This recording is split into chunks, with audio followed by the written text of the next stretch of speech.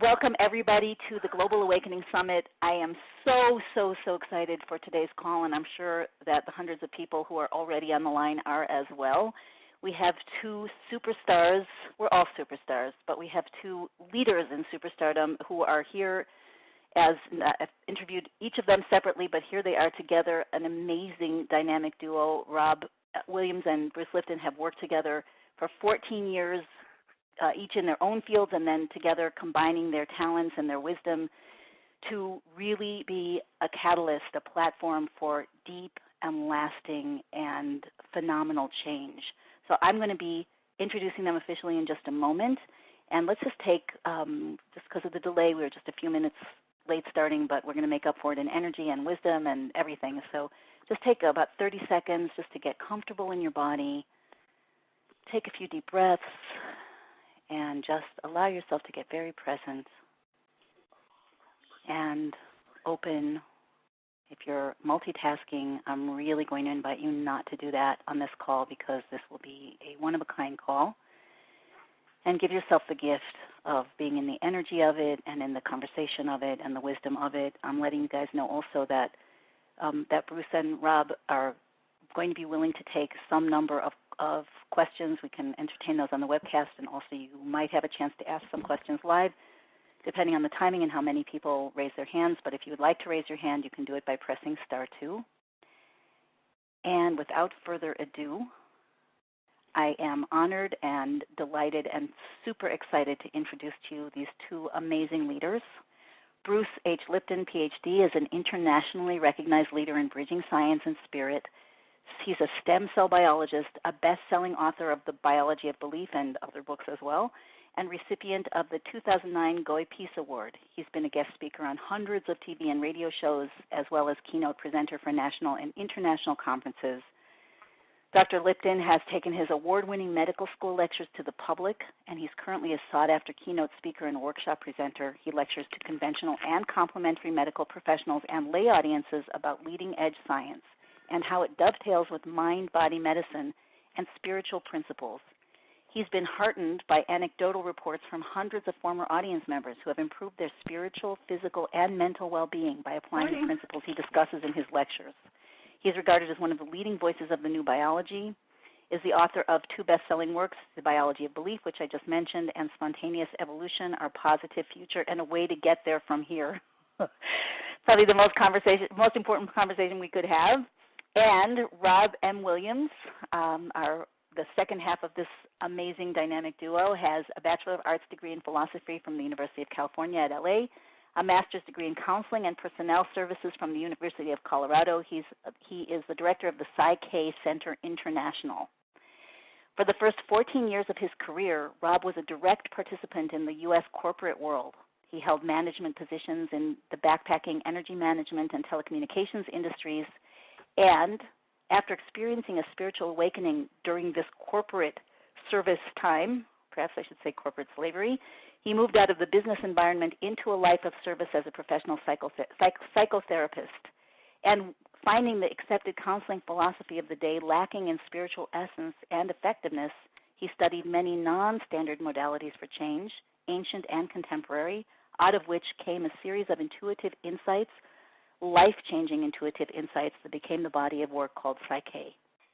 PSYCH-K is a simple and direct way to change self-limiting beliefs, not at the conscious level, but at the subconscious level of the mind, where nearly all human behavior originates, whether it's constructive or destructive. The overall goal of PSYCH-K is to accelerate individual and global spiritual evolution by aligning subconscious beliefs with conscious wisdom from the world's great spiritual and intellectual traditions. The practical application of this wisdom in our personal and professional lives brings a greater sense of purpose and satisfaction, mentally, emotionally, physically, and spiritually. PSYCH-K is taught worldwide by certified instructors. So that's the brief bio, and the rest is world-changing wisdom, awareness, innovative thinking, new ideas brought into our collective consciousness. Both of these amazing men, researchers, innovators, have worked together and have worked separately as individuals to bring all of us and the possibilities for our future to a whole new lane. So, Bruce, Rob, welcome both of you, and thank you so much for taking time out of your very busy schedules to be with us today. I so appreciate this opportunity, and I just want to apologize. Being a mountain man in California, I got lost up here in the clouds, and I want to apologize to the whole audience for the slight delay, but I'll speak extra fast to compensate. That's good. That works for me. Double speed should be about right. Okay, so Rob, if you want to say hello. Yeah, sure. I'm just laughing. I'm sorry, but I've worked with Bruce long enough to know that extra fast is his normal. So I don't know how he can go any faster, and for anybody to actually understand and process at that warp speed. So yeah, it's just a pleasure to be here, and Bruce and I so enjoy getting a chance to work together and to do interviews together. So I'm really looking forward to our time with your audience and with you and with Bruce. All right. So I guess I'd like to just start by asking you, and I don't want to cramp your style in any way, so I'm going to ask a couple of questions and then, take it away. But I'd like to know, first of all, your perspective on the whole process that we call awakening, or at least that I call awakening, and what you've seen changing, because you're both in a position to watch large groups of people and processes, what you've seen changing over the last few years, and most particularly over the last, let's say, year, 6 months, what is happening, what is current in this process. Let's start with that, and then we'll take it to the next question. Okay, can I start, Rob? Would that be good? Sure, go ahead. All right. Well, of course, I'm always an excited guy about the changes that are occurring because I started lecturing on the new biology in 1985, excuse me, and at that time, I had trouble trying to get people to come into the room and listen to new concepts of consciousness and how our thoughts influence our biology. And it's interesting because now people show up by hundreds or thousands to hear the lecture. And what that really reveals to me is over the time there's a radical shift where people are beginning to realize that they really possess more power than they've been programmed to believe.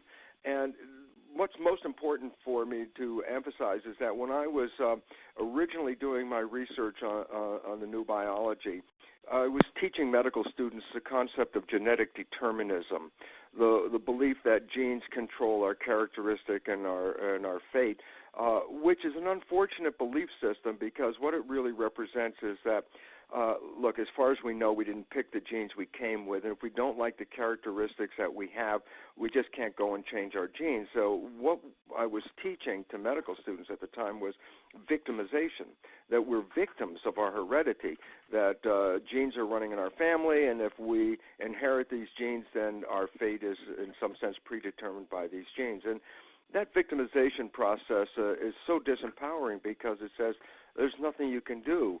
And that you really have to turn your health over to other people.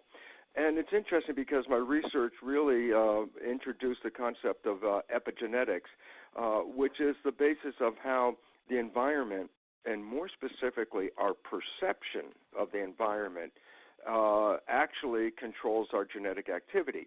So the significance of epigenetics is rather than victimization, it really reveals that we have mastery over our genes. By changing our perceptions, by changing our environment, we can change our genetic programming, and therefore we really are very powerful people. Now, it's interesting because I saw this research 40-some years ago, and in 1990, science actually acknowledged the new science of epigenetics.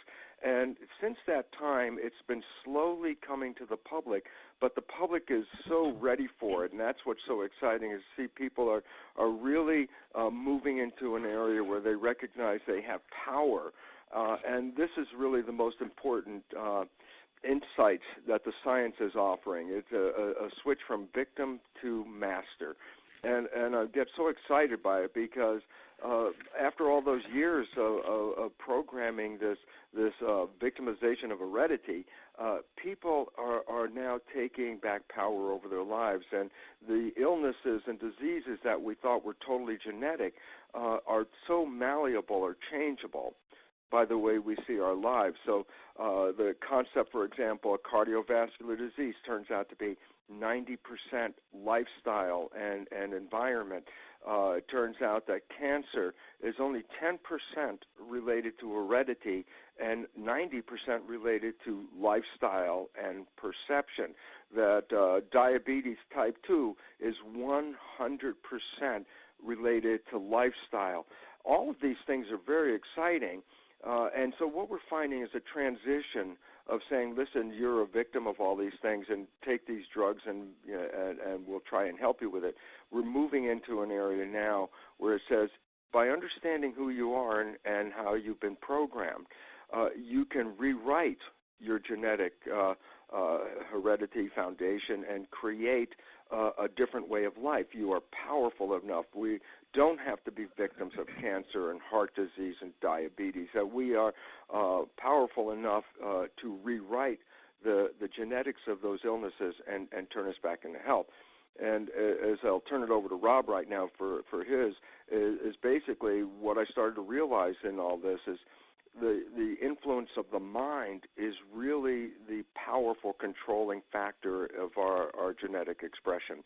And then when I started to get into that, that's what led me to see, oh my goodness, there's two interdependent aspects of the mind, the conscious mind and the subconscious mind. And the difference between them and how they function and how they learn is so profound. And we have in our history grouped them as one mind. Thinking that, for example, if I become consciously aware of something, then my subconscious should be aware of it too. It turns out this is not true. And then it turns out that only 5% of our life comes from our creative conscious mind, which has the power to change our genetic history. And 95% of our life is actually programmed by the subconscious mind, which is in itself programmed during our developmental years. And consequently, we have to understand the difference between these two minds and recognize that we can rewrite those subconscious programs that have been invisible to us, and in so doing, take back power over our lives. And that's when I met Rob Williams, which was so exciting because for years I was telling people about, oh my goodness, here's this new science about how our environment and our perceptions influence our genetics and our lives. And then I'd end my lecture saying, yeah, well, that's the great new science. And the first question that always came up after my lecture was, okay, how do I change those programs?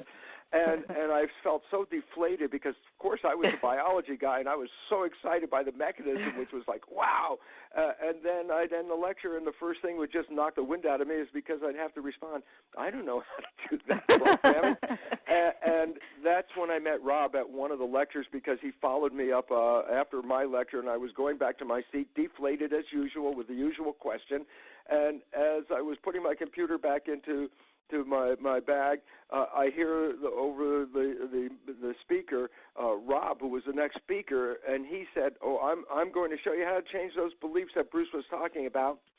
And that captivated my attention immediately. I sat down and watched, and I saw a miracle happen in front of me. I saw Rob take a person who had a limiting belief about public speaking, so limited, in fact, that when Rob asked her, well, what would you like to change in your life, she, in the middle of this audience, was so unable to even say her name. She just glowed red, and Rob had to go out in the audience and talk with her privately to find out she couldn't speak in public. 10 minutes later, the big joke was Rob showed this new process called PSYCH-K, and 10 minutes later, after she went through one of these PSYCH-K balances, the joke will always stick with me the rest of my life is that he asked this woman, well, you'd like to explain to the audience about this process you just went through. He gave her the microphone, and she started a lecture right there in the middle. And Rob the joke was, Rob said, Pauline, please sit down. You're using my lecture time. So I was just blown away about how quickly and how rapidly programs that control our lives can be rewritten and how we can start with a brand new life. And I'd like to now turn it over to my hero, Rob Williams, who created the PSYCH-K process, which allows us to re-empower ourselves. Oh, wow. Go, Rob.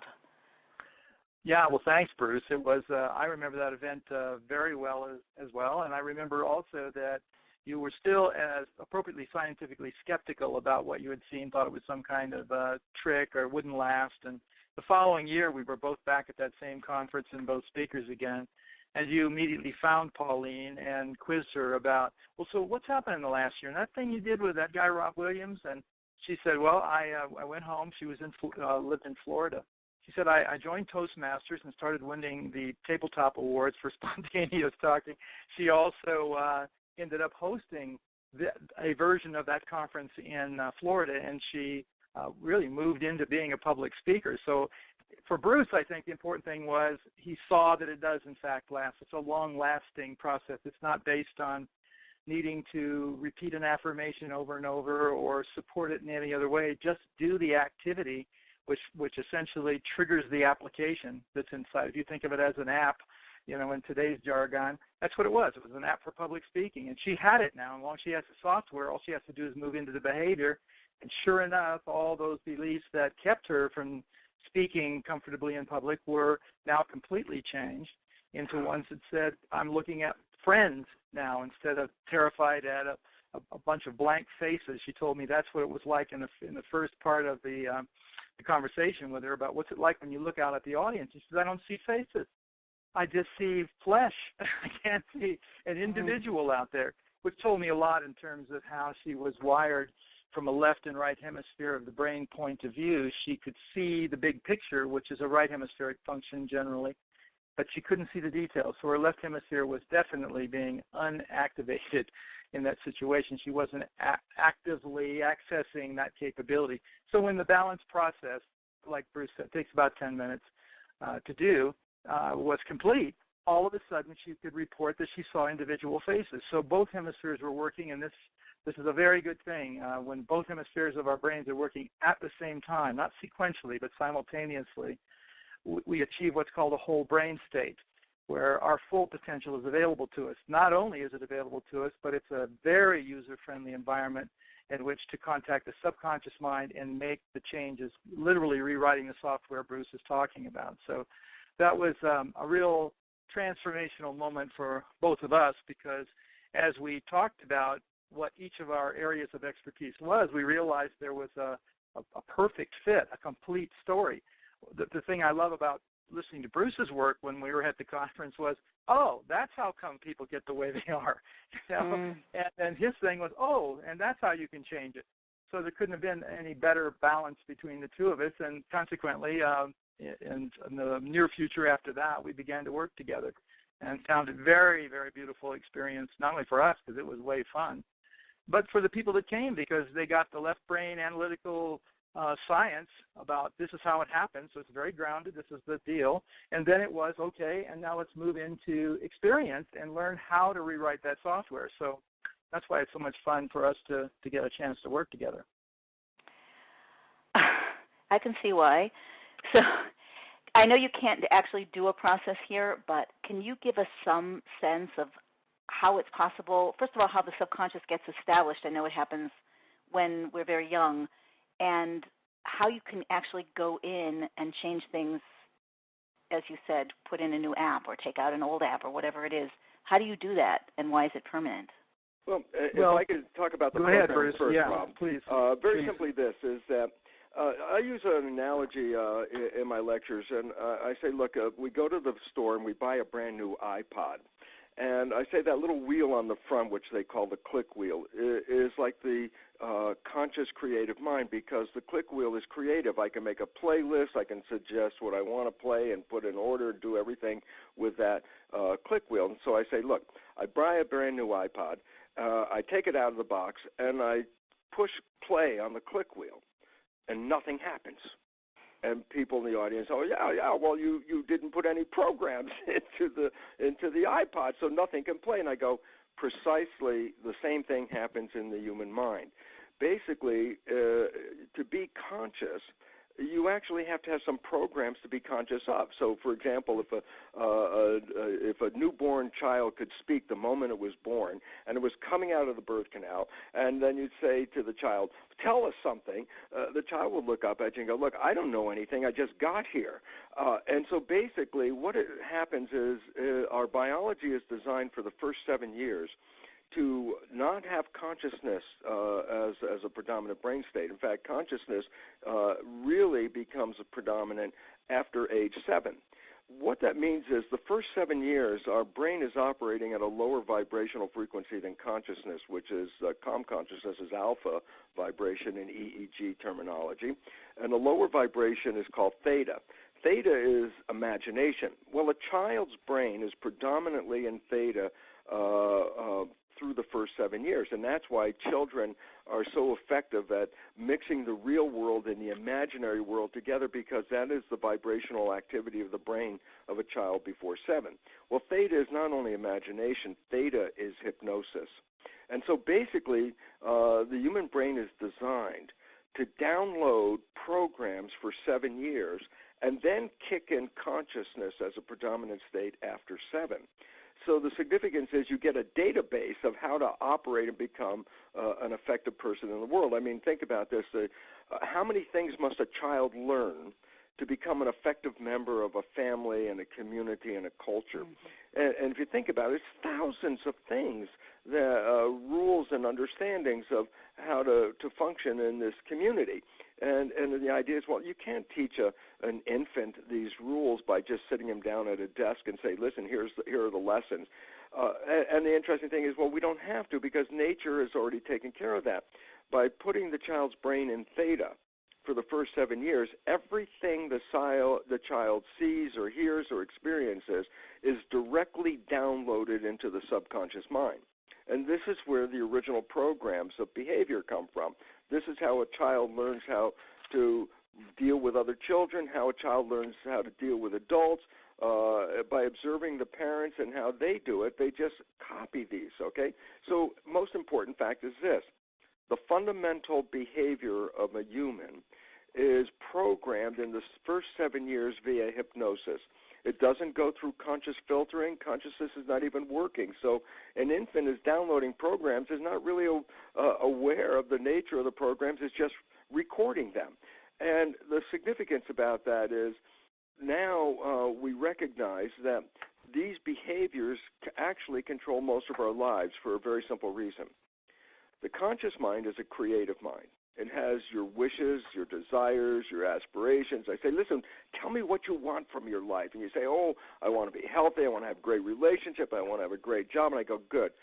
These answers come from the conscious creative mind. That's the nature of consciousness, creativity.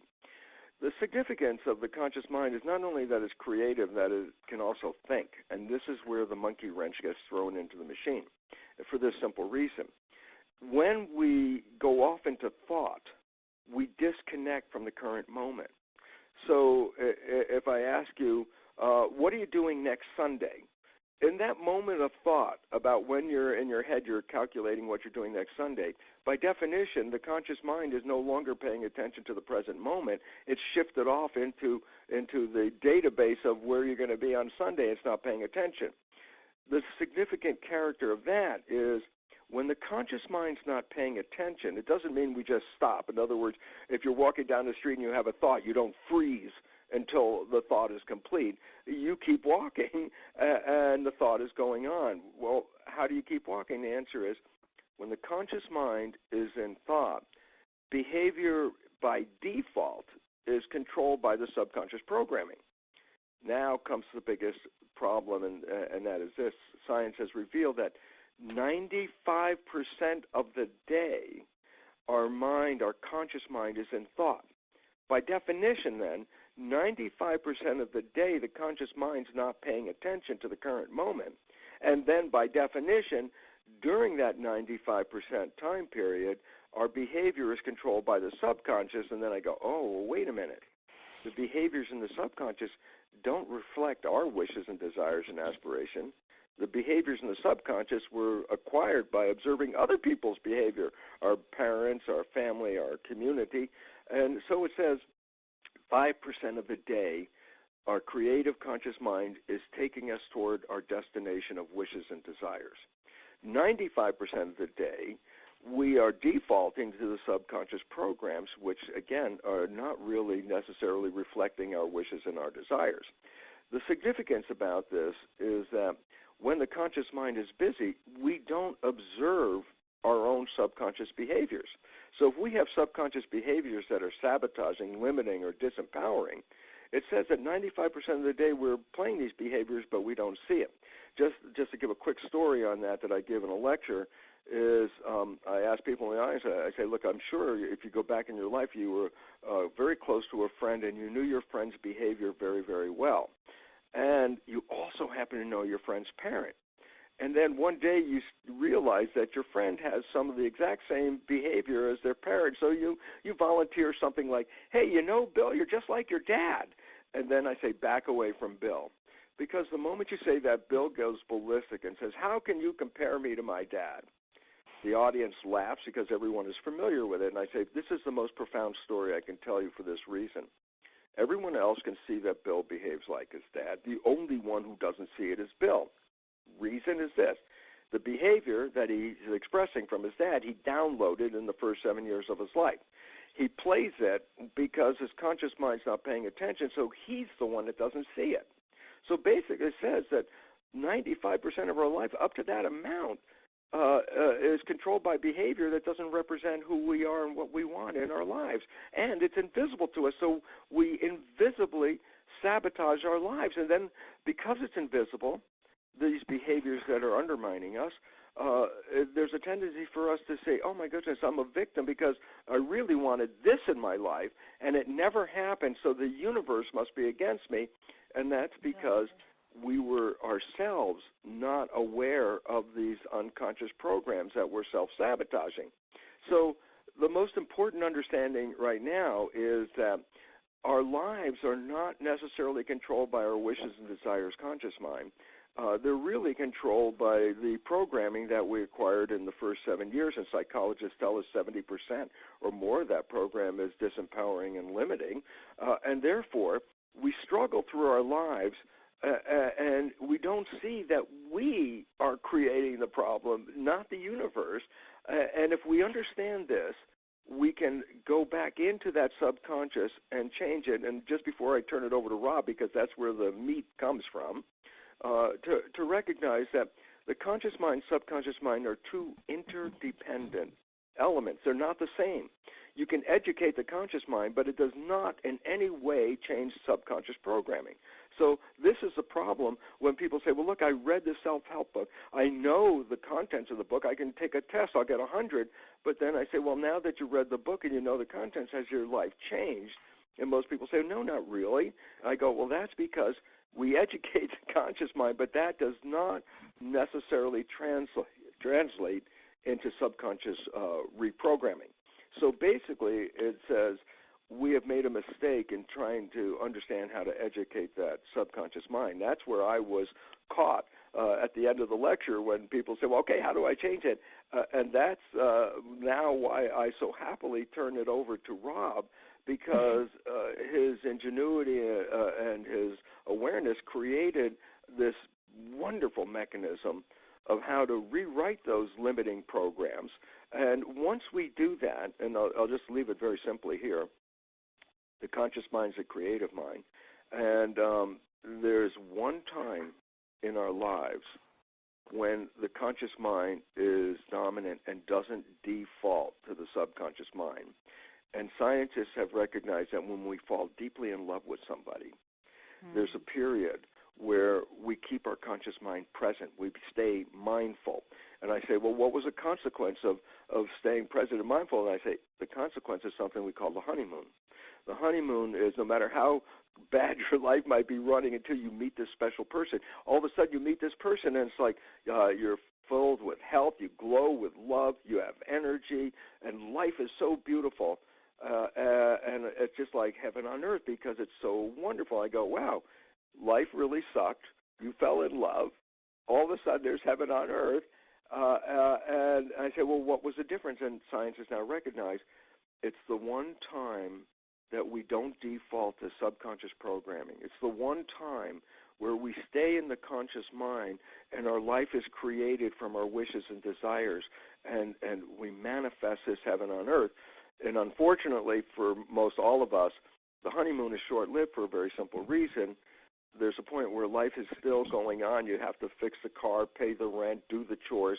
And when those things start to come back into our mind and our conscious mind starts thinking, then we default to the subconscious programming, which has all those limiting programs and disempowering programs. And when we start playing those unconsciously, our honeymoon experience disappears.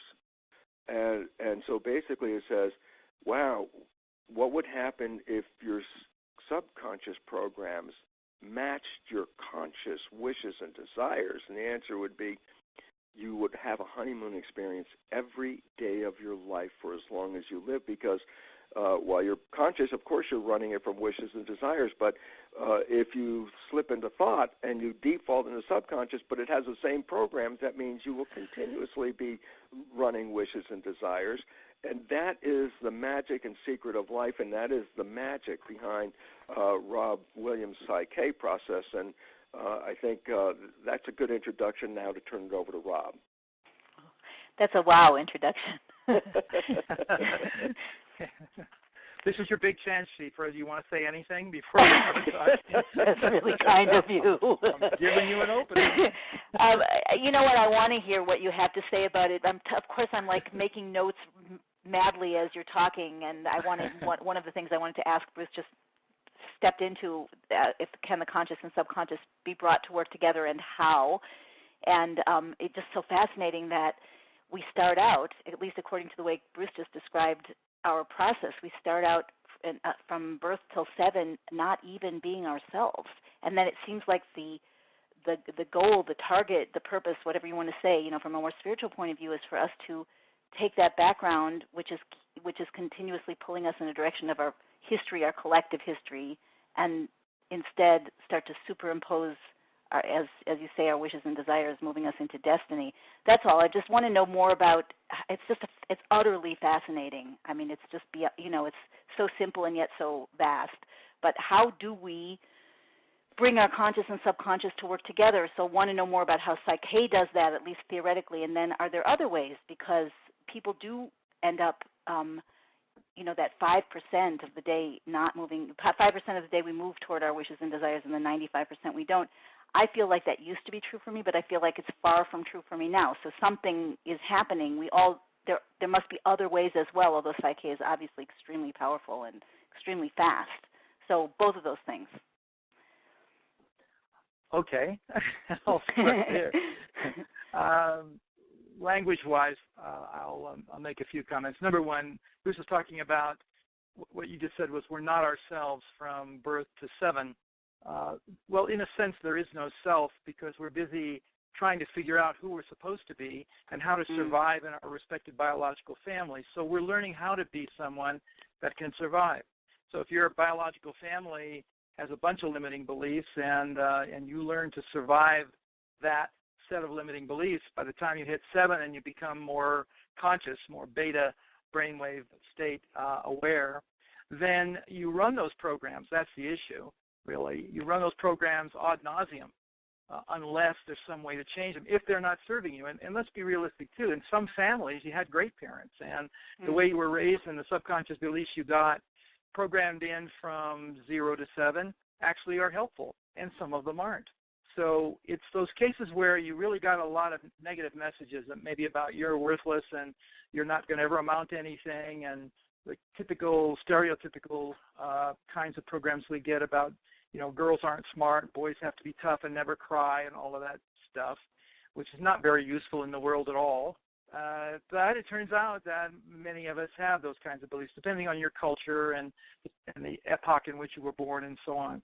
So, yeah, it is important to be able to discern the beliefs to keep, because some of them are functional, and the ones that you wish to change because they're no longer worthy of who you are or who you're becoming. So that's one thing I wanted to say about that. The other is in terms of, well, aren't there other ways besides PSYCH-K to change? Well, of course there are. It's called life, number one. In other words, you motor along in life, and all of a sudden you hit a stone wall, metaphorically speaking, hopefully. But it's the kind of thing where pain, which is, I believe, still the master teacher on our planet in terms of spiritual evolution, when things are bad enough and you hurt enough or you're scared enough or you're hopeless enough, then that's usually in times of crisis, trauma, drama, where people finally make the leap to a new way of behaving, a new thought pattern, and so on. And certainly it works. It's been working for thousands and thousands of years. I would submit that it's probably the most painful, difficult, and unpleasant way to evolve. And that's why I think this information called PSYCH-K, and I'll say was given to me. My ego would love to say, gee, Rob, you're really a smart guy. You sat down and figured this out one day. That's not how it happened at all. I was in a complete state of disarray emotionally, very put out and angry at myself for making some mistakes when I was trying to put together a flyer in another discipline that I was teaching at the time in my own evolutionary process. And it wasn't working. I got really angry at myself. I kept making the same mistake over and over, and I thought, what is going on here? It felt like somebody or something was out to get me.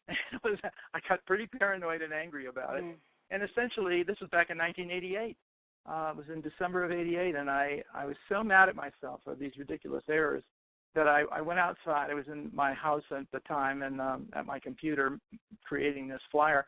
And I got angry, went outside, and just gritted my teeth and clenched my fists and said, okay, God, if you don't want me to do this, what do you want me to do? I was really angry, venting. It wasn't exactly in the full lotus position in a state of samadhi, hardly. So, again, it was that sort of moment in life when I was so frustrated and I allowed something in because I said, if you don't want me to do this, what do you want me to do? And even though it was phrased as an accusation more than it was a question, I was given the answer immediately within just a few seconds, I think. I don't know. I kind of lost sense of time.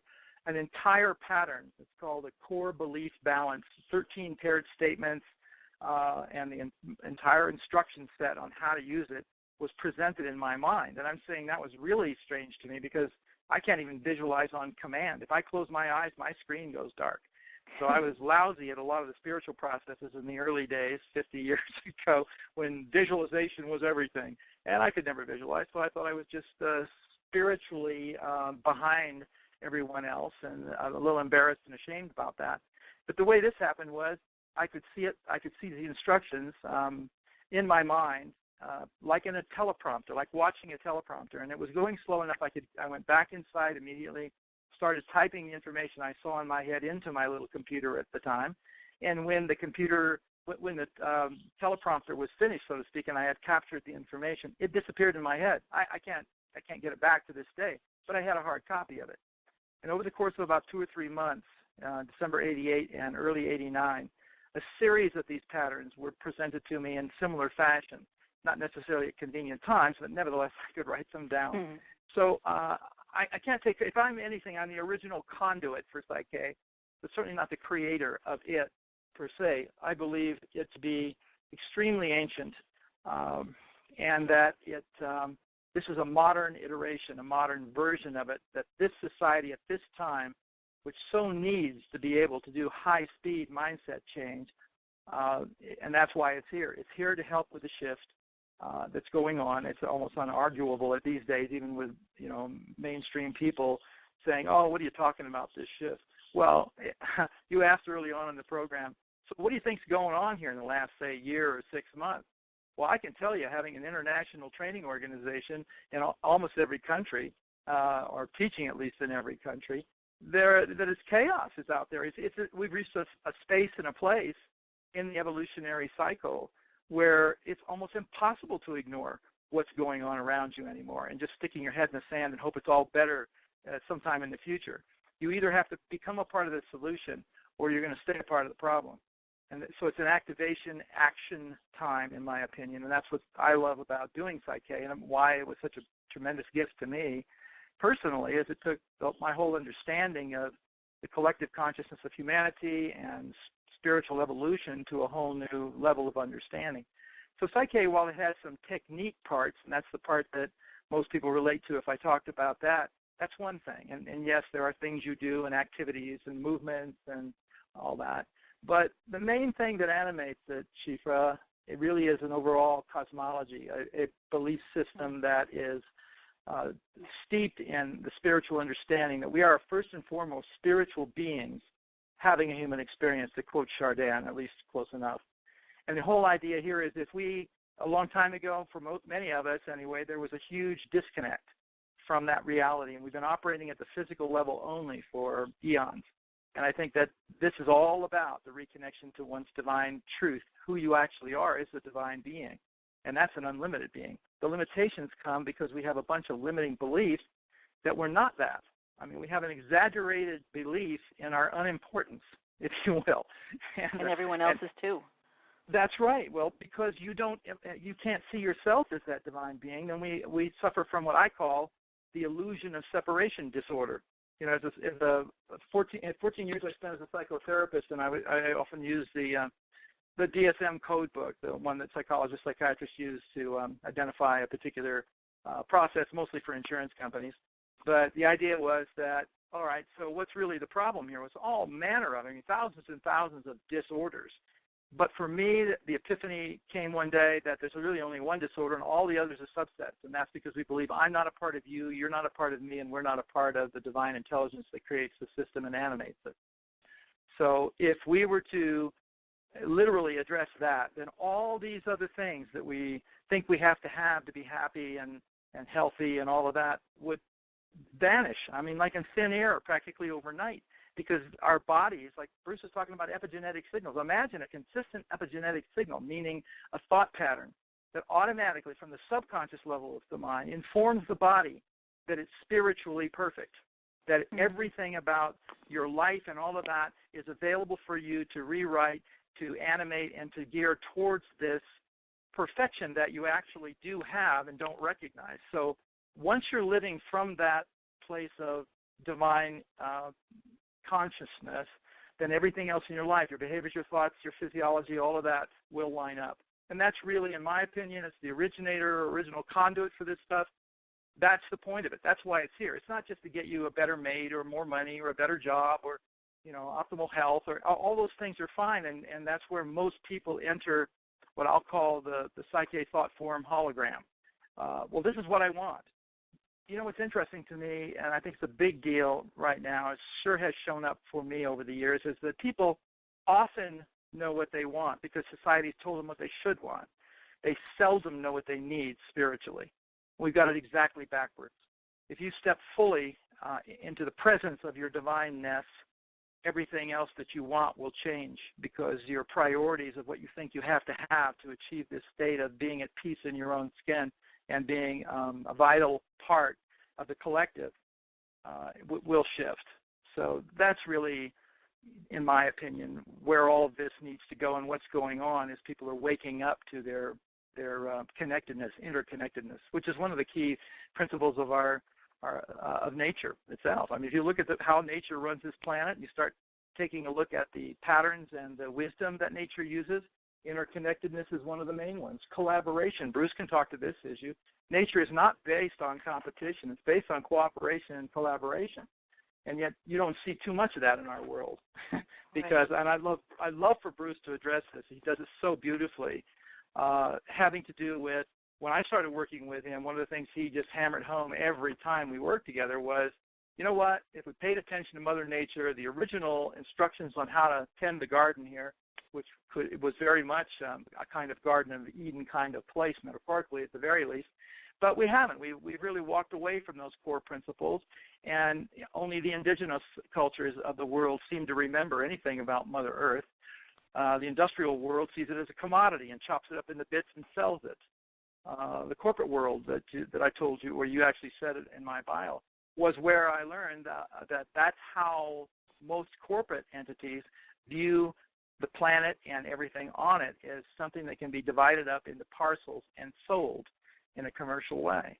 I was so, how can I say, taken aback by that, and I thought there's got to be a wake-up call here. So much of what I do these days and what PSYCH-K and its sister version is called PERK, P-E-R-K, just pronounced as one word. It's the business version of it because so much needs to be leveraged in business. If business people wake up with the kind of spheres of influence and the kind of resources they have to see that what they're doing is creating a terminal version of reality here. If they want sustainability, you're going to have to go back and ask your Mother Nature, how to run a business, because if those businesses were running on the principles of nature, none of this would be a problem.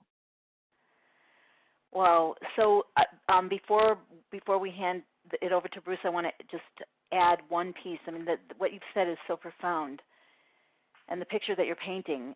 So I'd like to, Bruce, if you're going to speak more to this, I'd like to ask you to speak to it not only on an individual personal level, which is really important, but also on a macro level. What's happening in our world? You know, we talk about corporations, we could talk about governments, we could talk about exploitation, we could talk about all kinds of things. How does this process of reclaiming our own selves happen both on a personal level and then ultimately on a planetary level, on that macro level? And I also would like to ask you, if you don't mind, to talk a little bit about the concept of the imaginal selves and how that works within our being, and then how does that work for us as a global community when, and even if you want to use the example of a butterfly, I've been wondering about this for ages, what is it that catalyzes, you know, there's a certain, like Rob said, a breakdown, what catalyzes the reorganization process so that it starts to move away from breakdown and into reconstitution? Well, let's start off with this very big issue right now that we're facing planetarily, and that is this. 5 times in the history of this planet, life was thriving and then got wiped out. They're called mass extinctions. The previous 5 mass extinctions have been attributed to things like comets or asteroids hitting the planet, or periods of massive geological upheaval wiping out the web of life. And each time after these extinctions occurred, the leftover pieces of life reorganized and then they changed evolution, and there was a whole new wave of evolution. What's very interesting that we have to face is a simple reality, because it's hitting us in the face right now, and that is we are now deep into the 6th mass extinction of life. Science has recognized we're losing species of organisms faster than even in the previous 5 mass extinctions. But what's most interesting is science has also come to the realization that the problem, the cause of the current mass extinction is human behavior. So basically, we've acquired so much power through our technology and so little wisdom about the nature of balance and harmony in the environment that our technology is actually throwing a big monkey wrench into the mechanism, and our technology is destroying the environment, which is leading to our own extinction. In fact, NASA just had a massive scientific report that revealed that industrial civilization, which is what we're part of, only has a few decades left before it totally collapses. So wow. This is not like, 100 years from now or 200 years. No, we're talking within 10, 20, 30 years, this upheaval is going to be so confrontational in regards to whether we survive or not, that we must start making changes now. One of the issues that has precipitated this problem is actually the two previous, the current civilization and the previous civilization have separated us from nature. Let's go back to the previous civilization, which was run by the church. It was Judeo-Christian monotheism was really the primary belief system controlling that civilization. And we go back and we say, well, how did we get here? And they say, well, the earth and the environment and all the plants and animals were created, and then humans were added on top of all this with the concept of being a dominant force and controlling all this. So we were given control of nature according to Genesis and the spiritual tradition. Well, the problem with that is it separated us from nature. Nature was here, then we got here, and we're not part of nature. Well, that was already a big problem. Science came in with a different story, but still ended up with the same result, because science said, oh, no, it wasn't the Genesis story, it's evolution.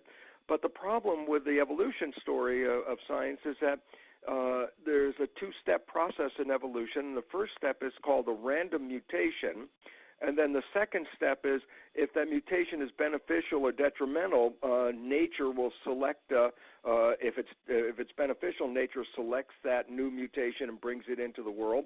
If it's detrimental, nature will select against it. So, but the problem about it is, if I ask a scientist, why are we here? The conventional answer is, well, there's no reason. It was just a matter of accidents of genetic mutations. So there was no purpose or intention for us to be here. Well, this is completely a misunderstanding, a Darwinian belief that is unfortunately not only causing that problem, but when you say, well, what is the meaning of Darwinian evolution? And it's really summed up in the phrase that life is a struggle for survival with a competition for fitness. Well, when you make that a human story that all humans buy into, that it's a dog-eat-dog world and that we're out there, and if you don't compete, you're going to lose, then you see the kind of world we end up with, where people are against each other, they're out for themselves, they're not recognizing they're part of a whole environment. And this is, again, the misleading story that has brought us to the edge of our own extinction, because it turns out this is not true. Every organism that was introduced into the environment by nature was introduced to maintain harmony and balance. So if one organism gets out of line and gets too destructive of the environment, nature brings in another organism that will cut back on that other one. And so it's like adding, every time nature adds a new organism, it's an effort to create harmony and balance. And then you look at where we are in that evolutionary unfolding, and you say, oh my goodness, we're near the top of this control of balance. And then you realize, yeah, we're so powerful at the top of this control that we can shift the balance, and without any knowledge that there was a balance, this technology and power we wield is actually now destructive to the balance, and that's why we're precipitating our own extinction. So new thought, new belief, new understanding is coming in and say, no, we didn't get here by accident. We are part of a community, and we have to understand the nature of harmony. The story that we were programmed with is self-destructive, and therefore we are in a stage right now that says you cannot continue this anymore.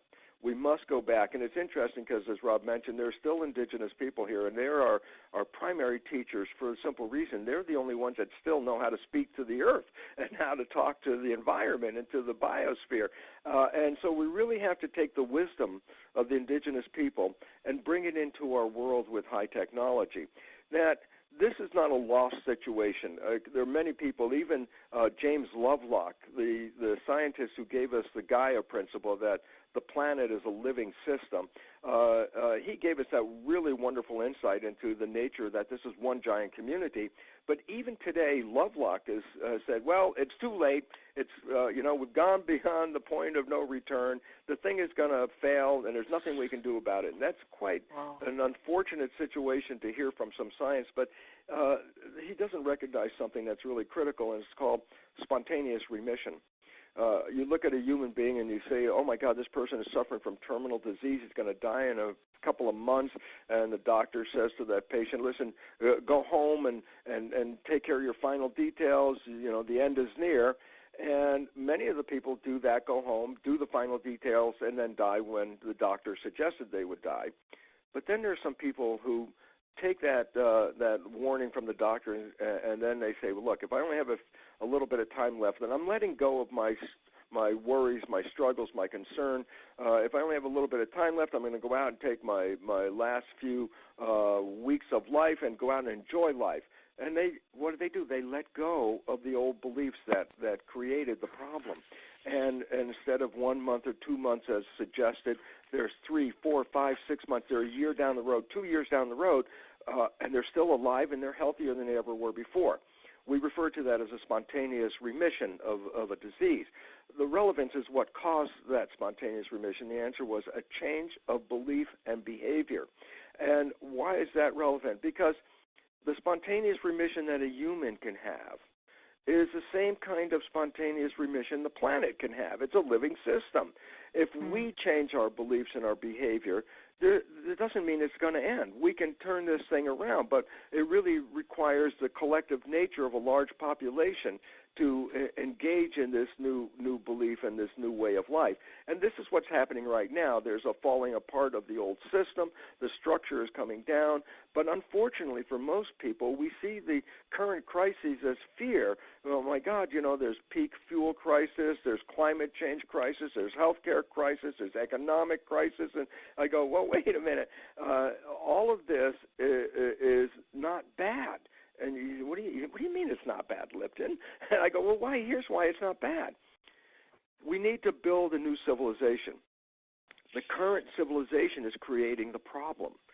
Therefore, in order to build a new civilization, we have to start with a new foundation, because the current foundation is the cause of the problem. So you could look at the world and say, oh, my God, it's falling apart, I'm scared to death. Or you could look at it like I do and go, oh, my God, this is really great.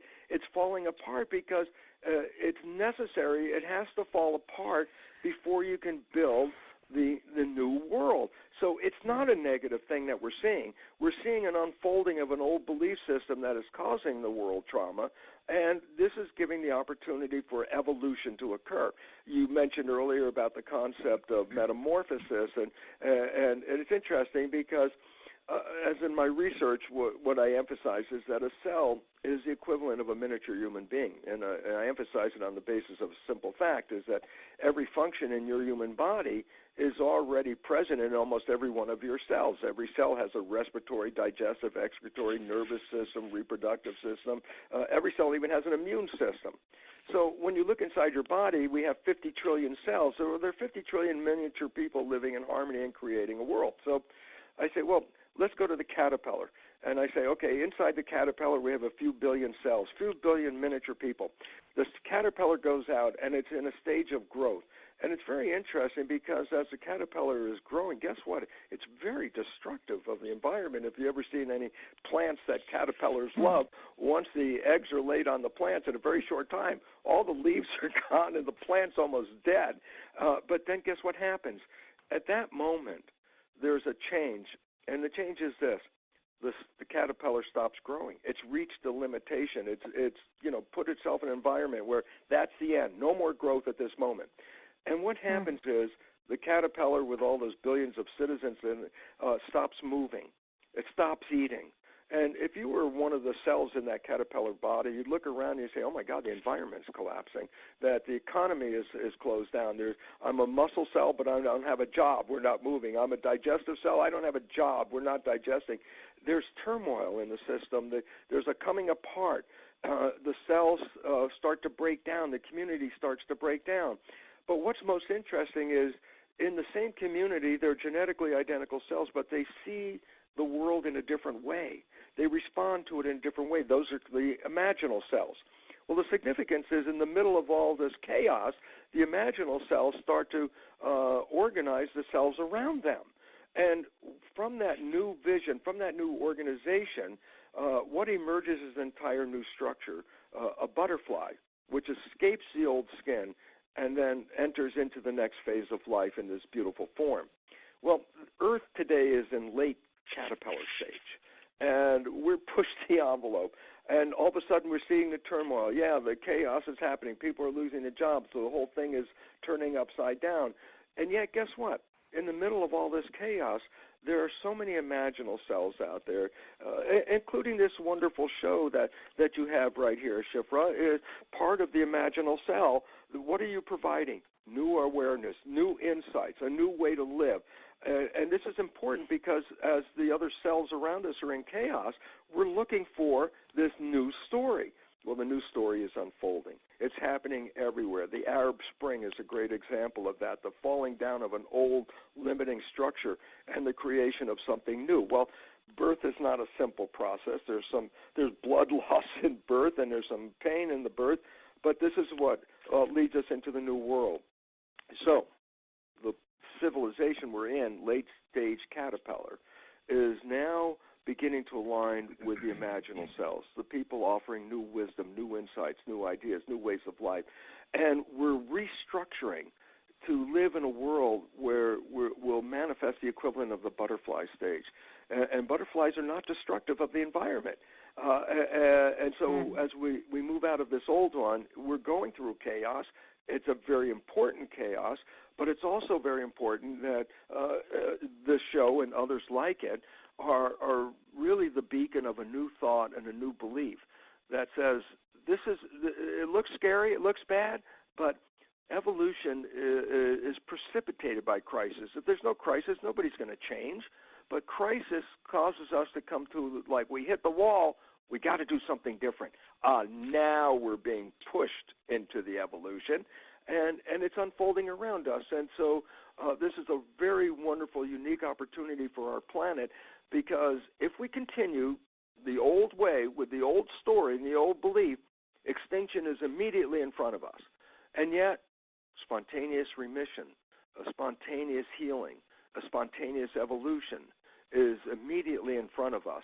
And we're beginning to see people move out of the old story, and more people are leaving behind the old story and going into the new story. And this is very critical, because if we stay in the old story and fight the old story, we're wasting our energy and our time. What we have to do is disconnect from the old story, step into the new story, put all our energy into the new story, because this is where evolution is coming from. And so in the darkness that we see, the light is the light of the imaginal selves. It's the light of new vision. It's the light of new consciousness. It's things that giving us more empowerment. It's the new science of epigenetics. It's the understanding that Rob offers in PSYCH-K, as well as many other people involved with belief modification and belief change work. We have to change the story, because the story we are creating as life, and the old story of competition and struggle has led us to this moment of full-out competition, full-out struggle, and then we realize, oh my God, that was not the story of nature. That nature is, as Rob already mentioned, nature's a garden. A garden is not a battleground. A garden is a cooperative community. So all of a sudden, cooperation. And it's really interesting, because the big evolutionary step that is leading us into this new world is the development of a global nervous system. It was the Internet. The Internet allows us to connect 7 billion people, which are cells. So the evolution that's in front of us is actually very interesting. It's not the evolution of an individual human. We're not changing our human biology. What we're changing is the organization of humans. Rather than independent competitive agents, the new evolution is an evolution of coming together in one giant community. 7 billion human cells are creating a superorganism called humanity. It's the evolution of humanity that is the golden threshold of our future, and bringing us all together is the kind of work that you're doing, Shifra, with this network of saying, look, there's a new story. Let's get on board. Wow. There's so much there, but even the thing that you just said about the evolution of a global nervous system, describing the Internet that way, that just really put some pieces together for me, because I've been feeling that. You can feel, especially I don't know if you're aware, but I'm sitting here in Jerusalem. We moved to Jerusalem a couple of years ago, and a couple hours before the show, we had an air raid siren, and the communication that's going on in Facebook, the good resolutions people are making, the support they're giving each other, it's just remarkable. It's not like anything that I've experienced in the past. I never would have thought of it as a collective nervous system. That's an amazing concept, truly illuminating. Well, it's really interesting, because I was just in Jerusalem a couple of months ago, where we presented what was called an uplift program, where we brought together Palestinians and Israelis, and it was really interesting. We bussed in a couple of hundred Palestinians. We met at Tel Aviv University. We had a big program. And the emphasis that I was so happy to participate with is this. Childhood programming is, because 95% of our life comes from that programming. When I revealed the nature of programming and how it influences our lives, I said, here's the problem. And remember, we had this whole mixed audience of Arabs and Israelis in there.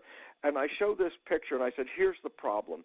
And what I showed was two pictures. One, Israeli children playing with machine guns, and two, Arab children dressed in military uniforms with guns.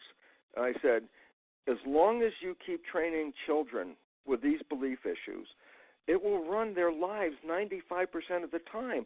Even though they all have conscious wishes to live in peace, 95% of their life is not coming from the conscious mind. It's coming from the program. And it was such a wake-up moment for the people in the audience. Like, oh, my God, we're programming continuous conflict by programming children to hate and to see war as a way out. And it was such a wonderful experience because at the end, the sharing between the Arabs and the Israelis at that university program, in the end, they were sharing food, they were dancing together, and they started to realize that in our conscious minds, we are really the potential heroes of the world. We just have to rewrite those subconscious programs. And if there was a big, massive PSYCH-K program for that area right now, the conflict would end because people are not doing this out of their conscious wishes. They're doing this out of automatic reflex of programs that were downloaded in their first 7 years. Wow, that's crazy. That's really crazy. But let me just close with this part. Yeah, sure, because please. I just got a letter from one of our Uplift program people there who wrote how he and his children for the third time that day were going into the shelter because of the air raid stuff and all that. And he said, in spite of all of this, the awareness of the hope of the change and the future that we can create is enlightening them that maybe enough people at this moment of crisis, remember, crisis precipitates evolution. At this moment of crisis, there's a momentum if enough people say, that's it, let's stop. It can stop overnight. And so there's hope, and that's what I'd really like to encourage. That's what you radiate in your demeanor, in your voice, in your facial expressions. When I see pictures of you online, I wanted to even ask you about that. What it is, and Rob as well, please. What it is that keeps you? I hear you saying crisis precipitates change and evolution, and that's fantastic. What is it that keeps you in that forward-looking, grounded space when your environment is also breaking down, and your global community is also at each other's throats, and your economy is also under threat, and so forth? So for both of you, really, I'm going to shove in two questions here. How do you keep yourself? What do you do for yourself to keep yourself as imaginal selves in that conscious, forward-thinking part of your mind? And also, how much of you talked about lifestyle and perceptions? How much of our power, our real power to be imaginal selves, to make real change, is in our perceptions and beliefs alone? Like, is that? I have a feeling that if the belief change is deep enough and powerful enough and global enough, it almost doesn't matter about the lifestyle, although I suppose the lifestyle would fall into place. But I'd really love to hear what both of you think about that. I'd like to start before Rob because I want to lead into Rob about this, okay?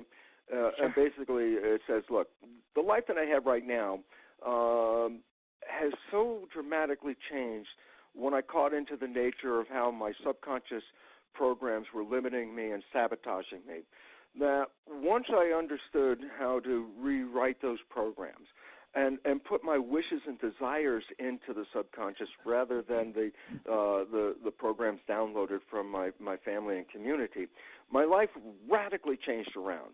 I started realizing that right in the middle of all this stuff, I could still have peace and harmony and live in the garden. And I started to realize that's because my creative consciousness is creating the world. It's very interesting because when quantum physics first came in 1925, the original pioneers of quantum physics stated emphatically that it's consciousness that is creating the world as a physics mechanism. And we lost that story because conventional physicists at that time were very skeptical of everything, and so they didn't really buy into it, but we're coming back to that. And so by changing this consciousness, we change the world in which we live. You can walk across the hot coals if your consciousness is designed to do so. So you could be in the middle of a fire and not be burned by it. And so the reality is, changing this consciousness is the most important step in the evolution of humanity, and that's why I just wanted to precede Rob on this, because it was through Rob's work that I was able to change my life and even write the books that I have by eliminating those conflicting programs that I acquired. And as I said, you can be in the middle of the fire and not feel it and not touch it. And that's what we all have to learn, is that we can buy into the fire and get burned, or we could walk through the fire. And walking through the fire is what we need right now. And this is really a nature of your consciousness, and that's why it's so important to recognize the value of reprogramming those disempowering and limiting beliefs, because they create that scary world for us. And you could be the same person, different beliefs, and live in that same world but not even see it. And that's what we need to do right now, and that's why I so honor Rob's work. And it requires true autonomy, from what I'm hearing. Absolutely. We have to do this individually. It's not going to come from a government. It's only going to come from us. And so it's really the effort and intensity is really on our part, not waiting for somebody on the outside to do it. Wow. Breathtaking. Okay, Rob. Well, the question, as I understood it back a while ago, was how do we stay as imaginal selves, as Bruce calls them? And for me, the answer is that I do what I teach. And if it didn't work, I'd do something else. I'm a very pragmatic mystic. And the only reason I've continued with PSYCH-K for 26 years now is that I've not found an end to its utility. I've not found anything faster, safer, or geared specifically to include the spiritual component of my life. It's kind of the gatekeeper to PSYCH-K. It's element of the, we call it the superconscious mind. You can put higher self to it, or whatever name works for you in that capacity. It's your spirit and your view of life from that spiritual point of view. It's sort of the gatekeeper to what I want. What I found out was interesting, and that along the way, is that I wanted a lot of things, but I didn't realize that those things were taught to me. I was supposed to want those things in this commercial-based economy and world, and these were all prerequisites to happiness. So I couldn't be happy until I had certain things and achieved certain things and so on. And I know there was a moment of awakening that just said, that's not true. I can be happy anytime I want, no matter where I am, no matter what's going on externally. Like Bruce said, your outside circumstances are one thing, but how you perceive them determines how they affect you. So when I get to the place where I'm reading too much about what's going on in the world and all the pain and suffering that we create as human beings, unaware of our divine nature and our interconnectedness, if things pop up for me that make me less than imaginal in terms of knowing that we can make a difference, knowing that there are solutions to these problems, these opportunities, and all that, and that we don't have to have a crash landing in the economy and all the rest of it necessarily. We can have a soft landing. If we wake up in time, we can evolve rather than have a revolution. We can have an evolution of consciousness, and there's a whole lot less pain, suffering, and all of that involved with it. So, yes, when it comes down to my own day-to-day life, if I run into a roadblock that I can clearly identify as a belief, and most of them are beliefs and perceptions that limit us and control our experience, I simply take a few minutes and change that belief. That's why I'm still doing this work. If it didn't work, I wouldn't do it. It does work, and that's why it's growing internationally, because right now, more than anything else, managing one's mind and not letting it be managed by other people, governments, or fill in the blank, the advertising industry, et cetera, this is an autonomous thing, and we do need to take control of our lives and become the masters of our lives and wake up to the truth of who we really are. As long as we believe we're less than that, we'll behave as less than that, and then it's much easier to control masses of people if they believe they're powerless. And there's nothing true about that except our belief in it. Wow. So really, it starts very simple. You just have to break out of the illusion of our history and our culture and realize who you really are, or at least be committed to realizing who you really are, and then just use the techniques that are available like PSYCH-K and whatever works for the that. individual is for it. This is not for everybody. It's for the people that wake up at a certain level of consciousness and say, I recognize that the work of that. I recognize the science behind it. I recognize the spirituality which imbues it and gives it its capacity, and they'll be drawn to it, kind of like a frequency, or music. Some people prefer certain kinds of music. Other people turn the dial to say, I can't stand that kind of music, and they turn to some other channel. Whatever brings you to it. Many of the people that come to PSYCH-K internationally, interestingly enough, when they get to a PSYCH-K workshop taught by one of the certified instructors, and they're almost always asked, well, how did you hear about PSYCH-K, or why are you here? And they say, I don't really know. I just know I'm supposed to be there. So it's not clever marketing. It's not anything like that. It's just the frequency of what it is, which I believe speaks deeply to the consciousness of people that are spiritually waking up. And so we try to make it easy to find PSYCH-K, and so we have websites and so on, of course, at PSYCH-K.com, but that's not really the big deal. The big deal is when people reach a certain evolutionary stage, then they hear the frequency and they'll find it. They'll gravitate to it, like any other good idea in your own evolutionary process. So that's really how it works, Shifa, and it's really less about the technique and more about the spiritual philosophy that empowers it. And PSYCH-K, I say this out loud, and this sort of surprises people.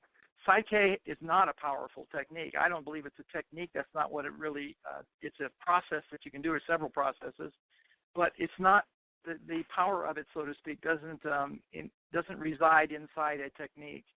The power that PSYCH-K has is the power to introduce you to the power you're looking for outside of yourself, which is already present inside you. And this is a key to unlocking that power and giving you control over the mechanism that's inside that Bruce talks about so eloquently. And by the way, he does a very, very wonderful job of doing so in his latest book called The Honeymoon Effect. He mentioned the honeymoon idea, but there's actually a book where he goes much more in depth in terms of how all that works, conscious and subconscious and all that.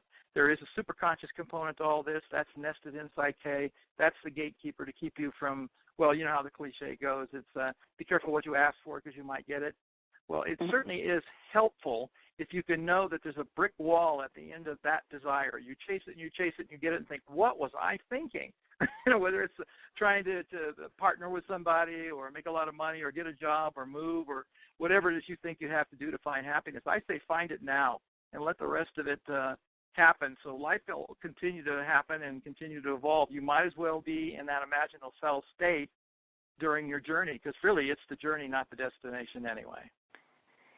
Beautifully said, and it's the image that's coming to me is that whole butterfly image. Butterflies floating on the wind and just far more fluid and flexible and lighter than the caterpillar. So that's kind of where you're showing us, you're pointing to in our own consciousness that we want to be enjoying life, floating, flying, expressing our beauty right now, and then we can go where we want to go.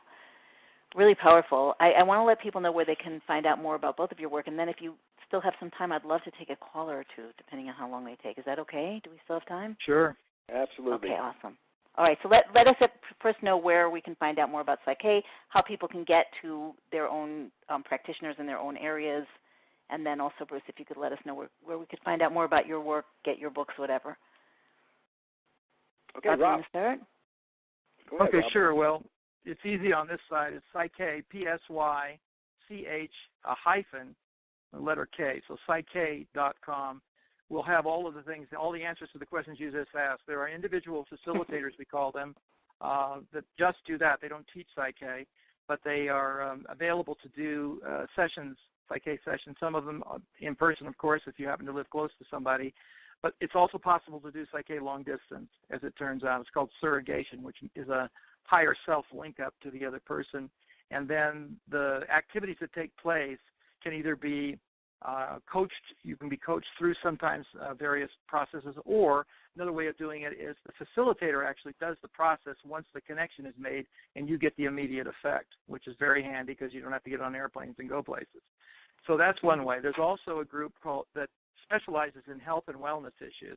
They're health and wellness facilitators. They're also listed on the PSYCH-K website. And then there are the certified instructors. These people have gone through a rigorous training program to become certified in this particular process. and they are the ones that can teach it all over the world, and they do that. It's not just because they happen to live on one continent or another, but they're mostly all mobile and will come to your area. Classes have been taught for instance, in Israel and in Arab countries. As a matter of fact, it's interesting. Mm-hmm. It's sort of a transcontinental understanding, like Bruce has been saying, and I've been saying in this conversation. It's really, we're really more connected and more alike than we imagine. It's the societal training that makes us different. No doubt. And I'm really thankful that you're doing your work, not only because it's, so illuminating for me and so many others, but because the very idea that we're all connected means that when you're putting out these new ideas and creating these new techniques and running people through them, it's going to affect us all on a very, very deep level at the same time through that nervous system, whether it's the internet or something even deeper. When you change yourself, you change the world. That's the bottom line. We're a fractal, as Bruce would call it, of both the problem and the solution. So let's move towards solution. Absolutely, absolutely. Bruce, did you want to let people know where they can find out more about your work as well? Very simple. There's a website, brucelipton.com. And there's lots of information that's freely downloadable about the stuff we're talking about. I mean, we, spoke in a very quick and short aspect about this, so it's like, wow, just touching on things. But there's a true deep science that is unfolding, a new science, and it's changing our planet, and people should be looking to it because it's a science of self-empowerment. And I just want to bring back to everybody's attention, we're talking about global change and about personal change and finding new perspectives that will alter our lives and our behaviors. But I want to bring it back also to what you were talking about in the beginning, that when you create these deep perceptual changes, the body changes as well. Illnesses can heal. And I think that's a lot of the application that's occurring with epigenetics right now, that through working on those limiting beliefs, people's illnesses heal in themselves and in past generations and future generations, kind of untangling the web. Is that correct? Yeah, that's absolutely correct. And it's really, there's just been a misunderstanding. Remember, our beliefs control our biology, and so when we have a belief that certain genes control who we are and what we are, we give up power unconsciously to those beliefs, and our mind will manifest what our programs are. So it's important for us to rewrite the programs, rewrite those beliefs, because up to now they're quite limiting and self-sabotaging. And the new epigenetics is so important because, listen, most everybody out there has been programmed with the belief that genes turn on and genes turn off and genes control our biology. And it's like, this is so false. It is so profoundly false, because genes are blueprints. And if you go into an architect's office and you ask the architect, is that blueprint you're working on, is it on or off? They look at you like, what are you, crazy? There's no on and off. And I go, precisely. Genes are just blueprints. It is the mind that is involved with reading the environment and interpreting the environment that then selects which genes are going to be read, and also, most importantly, can modify the readout of our genes so that you could have a mutant gene, but in the right environment and the right perception, it will read as a normal gene. Or, and unfortunately in the bigger case, you can have very healthy genes, but depending on the perception and the environment, you could read those genes in a very negative way and manifest illness. So all these years we've been blaming the genes, when it turns out, no, our mind is the one that can make a gene healthy or make a gene an unhealthy mutated version, not the genes. And why that's so important, as I said, is since we are the ones that control our mind, then we're not the victim of the gene. We just have to recognize we have mastery by changing the beliefs that are involved with selecting those genes. This is tremendously exciting. It sounds like the mind is... go ahead, Rob.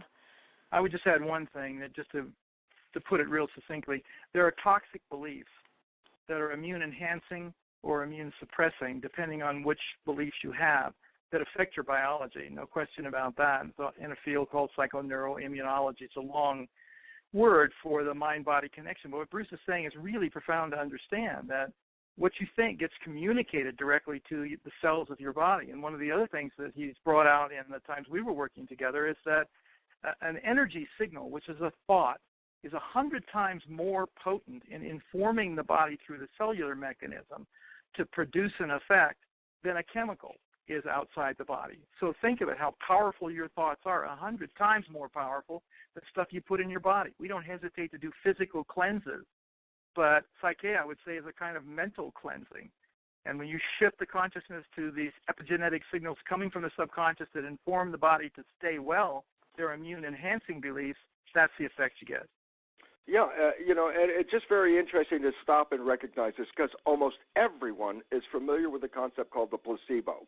And the placebo is you take this drug or you do this surgery with the belief that this is what's going to heal me, and you get healed, and then you find out it was just a sugar pill or a sham surgery, and then you have to realize it wasn't the pill and it wasn't the surgery that healed you, it was your belief that healed you.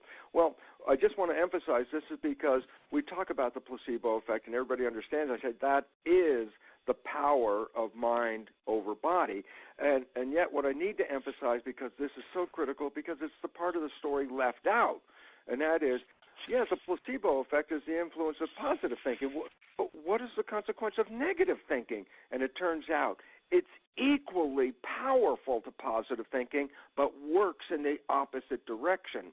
There's a scientific term for it, not placebo, which is positive thinking consequences. It's called the nocebo effect, and basically says a negative thought is equally powerful to positive thought, but the negative thought can get you sick, and you can actually die from a negative thought. And that's why we have to stop looking at the drugs and the pharmaceutical thing as our way out and recognizing, hell, you can do it with your thought with a placebo effect. Then why shouldn't we be working with our mind rather than with chemistry? We seem to have no real concept of how powerful we are. Even when we talk about it, it's like it's so I'm feeling it so strongly that it's right here, right now, completely available. Just reach out and take it. I remember hearing Gary Null on the radio talking about a woman who had been diagnosed with a terminal, I guess, cancer, and she had, a month to live or 3 months to live, and she went on some kind of program with him, and she was completely healed. And a year later, no sign of anything. A year later, she went back to her original doctor, who poo-pooed everything natural, and she told him, "Look at me, I'm well." And he said, "This is nonsense. You're going to be dead in a week." And she was dead in a week. Absolutely, and that's unfortunately it's a horrible story, but that is the truth. And one of my dear friends wrote a book, and many people in the audience have read it, but I think it's one of the most important books for insight, and it's called "Dying to Be Me" by Anita Moorjani. And Anita had cancer 4 years and did everything the medical world did, then tried a whole bunch of different things, and ended up in her last few days, her body function started shutting down. They put her on a machine. She was so emaciated that the cancer lumps were sticking through her skin, and she went into a coma. And her oncologist told the family, "Well, that's it. It's over. This is when our patients go there. That's the last thing. So be ready, because she has a very short time left right now." When she was in her coma, she had an out-of-body experience, which she describes in the book. But guess what? She came to the realization that her health issues were due to the programming she got as a child and how it conflicted with her life. It was the conflict that created the problem, and her fears of the cancer. What was totally relevant about this is, like many people with these out-of-body experiences, she was given an opportunity, like a choice. You could go back into your life or stay here. And it was so beautiful where she was that the thought of going back into her cancer-ridden body was like really negative, except that she realized that if she died, it would have a profound effect on her husband, who had spent the last few years of his life taking care of her. So she said, I'm going to go back. But she went back with the understanding that the issues were due to the way she was programmed and her fears. And what was so amazing was, in 5 days after she came out of the coma, that 70% of the cancer was gone, and in 2 weeks after that, all of the cancer was gone. And the relevance about that was, she is the textbook example of the nature of the biology of belief, that once she understood what the cause was and came back, she came back from terminal death, according to her oncologist, right. and came back to full health and has this most wonderful life today. And what was it? Not the chemistry, not the drugs, nothing other than recognizing how her programming precipitated the problem and how by changing that belief, the whole thing disappeared. Yikes. Okay. Whoa. Do we still have time for a call? I do. Awesome. Okay, David, unmute somebody. Edmonton, AB, what's that? I forget. Alberta.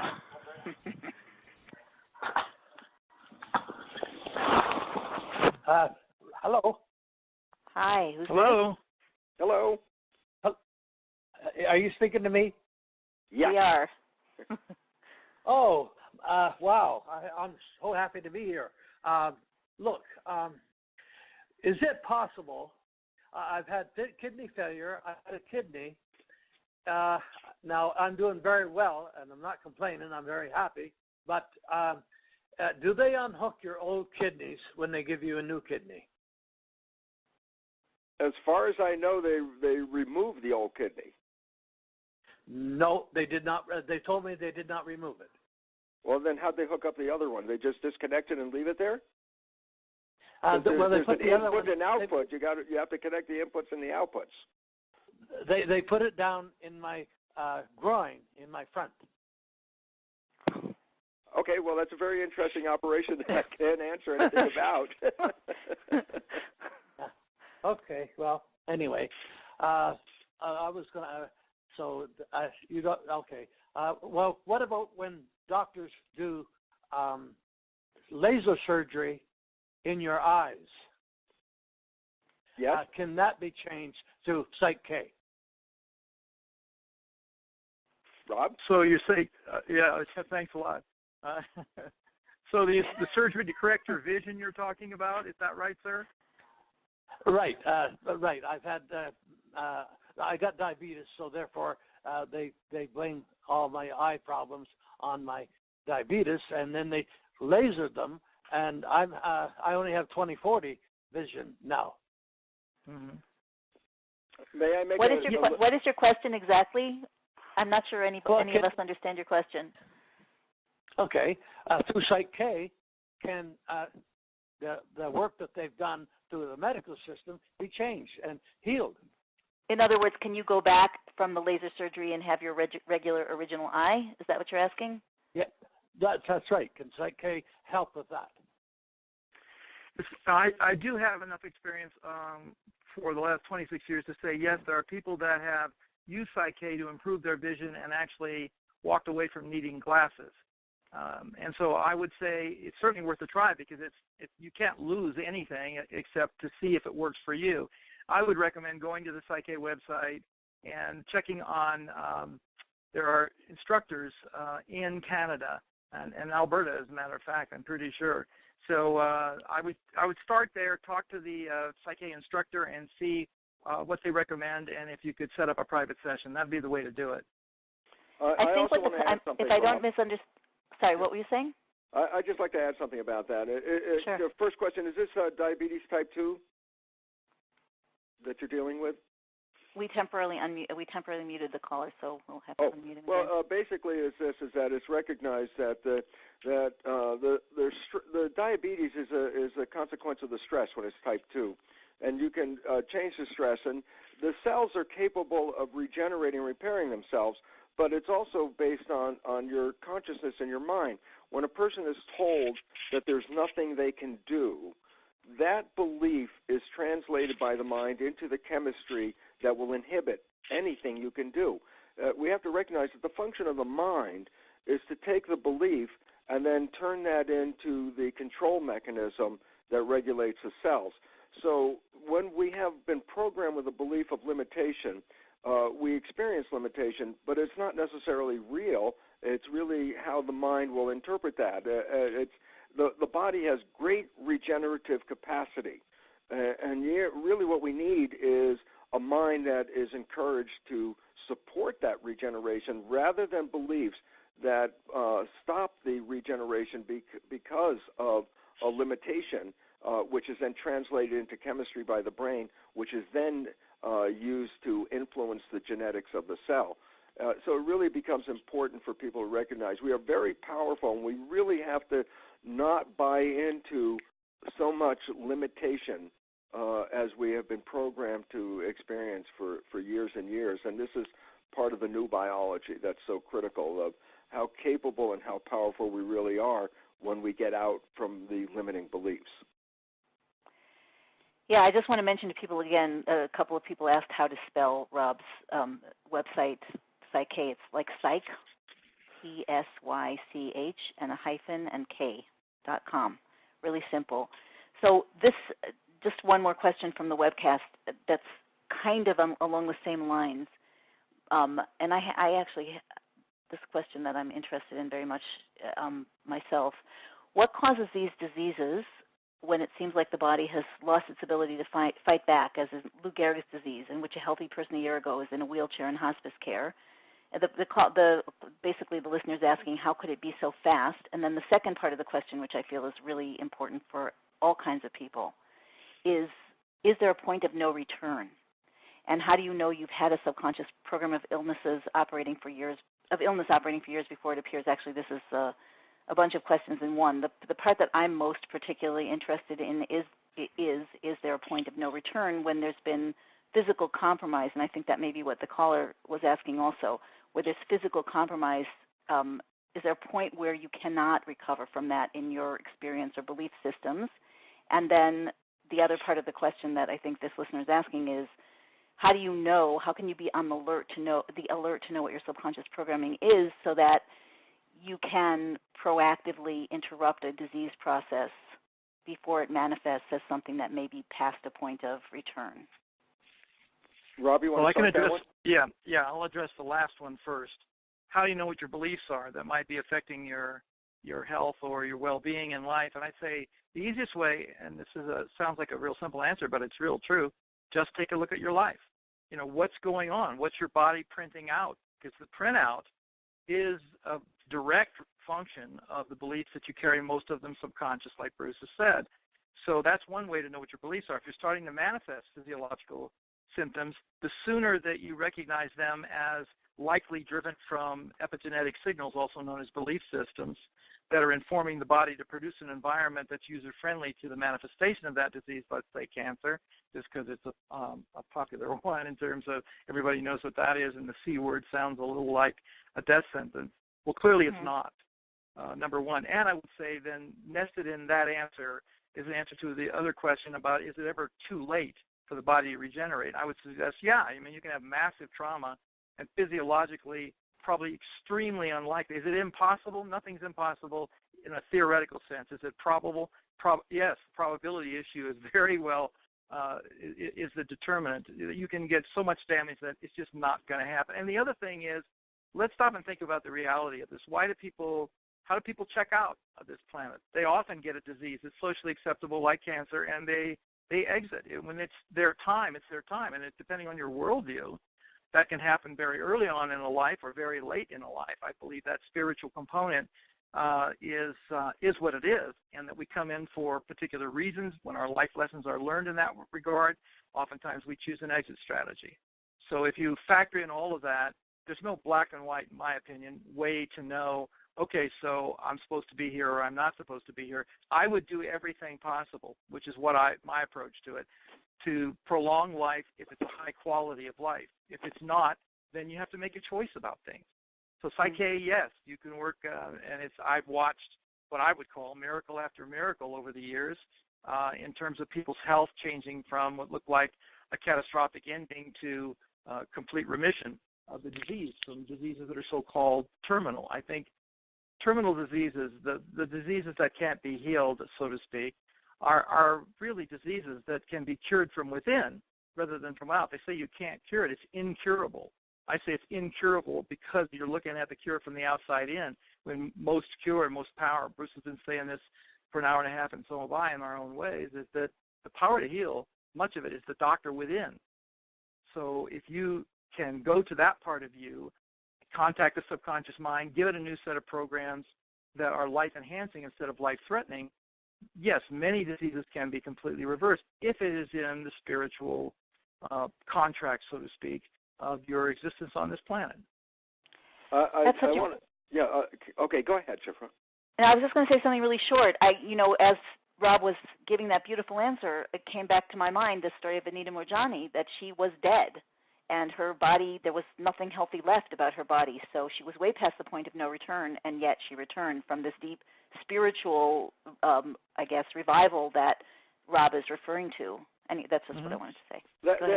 That's just one of so many. And the unfortunate part about the so many is that conventional medical community doesn't really encourage or support these kinds of healings because it doesn't conform to anything that they teach or have knowledge about. They therefore try to ignore it or just don't even talk about it, about these people that are all over have these spontaneous healings of things that doctors say are terminal. And there's large numbers of them, but we don't read about it a lot because, as I said, their healing does not come in under anything that the medical community could ascribe a mechanism to or any understanding for. So it's just, most times they just say, well, that was a misdiagnosis or something like that. That's just a way of saying they have no understanding for it. And I also want to add this, it's very important. It's not just personal belief that determines your health. It's the belief of the community in which you live as well.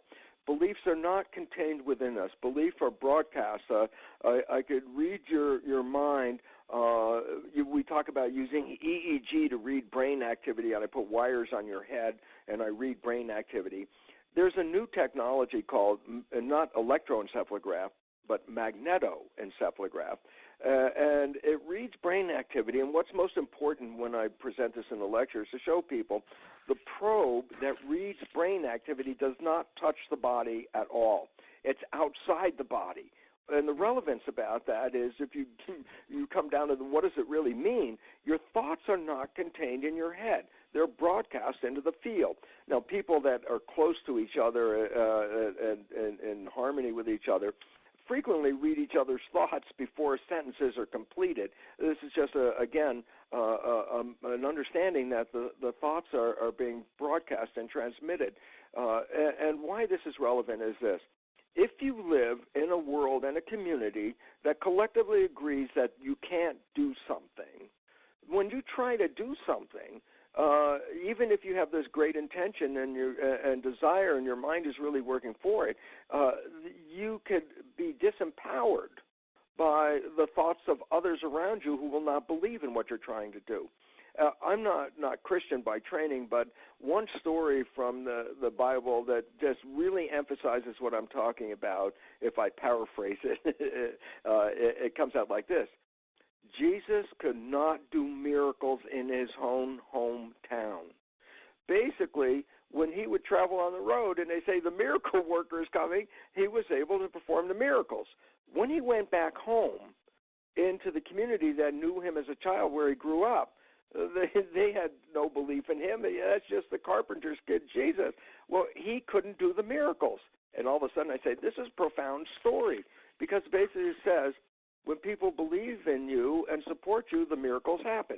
But when they don't believe and support you, then even Jesus couldn't do the miracles anymore. And this is why it's so important to recognize that if you're really trying to change something in your life, but everyone around you does not believe in that or agree that it's possible, their thinking process actually collectively can disempower you.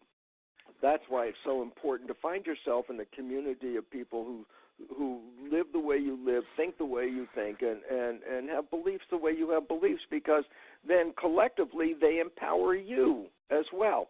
So it's very difficult for some people to overcome some kind of illness or disease, let's say a terminal situation, when everyone and their family and their community around them is programmed with the belief that this is not possible. Those beliefs are not contained in their head. They're in a field, And you as an individual can be influenced by the field. That's already been demonstrated. And therefore, you have to recognize if you're trying to do something heroic in the sense of taking back power over your life, it's best to do it in an environment where other people will encourage you and support you in your efforts. Yeah, really, really important. I have actually heard that there was a study done measuring whose beliefs had more influence over the results of an illness, whether it was the patient or the doctor or practitioner, and the answer was the practitioner. Which, do you have any take on that? How would you explain that? Oh, it's simple, because I say go back to remember the programming that runs 95% of our life. Much of that foundational programming occurred in the first 7 years. And these are the programs that are expressed in your life. And I say, okay, let's go back to your childhood. And for most families, I say, well, what happened when somebody was sick in the family? And the answer was, when somebody is sick, they have to go to the doctor. Mommy's sick, she has to go to the doctor. You're sick, you have to go to the doctor. And I'm saying, why is this relevant? Well, if you're an infant and you're growing up in this family, when it comes to health issues, what is the program you are downloaded with? And the answer is, when it comes to health issues, you are not the one. You have to go to the doctor. And there's a joke side to this, Shifra, and that is this. Nobody ever said the doctor had to do anything. All you had to do was go to the doctor. And why is that relevant? Because ask the people, how many of them on the way to the doctor or in the doctor's waiting room all of a sudden start to get well again? They start to feel not as sick as they were. And the answer was simple. We are capable of healing ourselves. That is a given reality. That's always been there. People were capable of healing themselves for a million years before medical schools were created. And why this is relevant is we're capable of healing ourselves, but what does the programming say?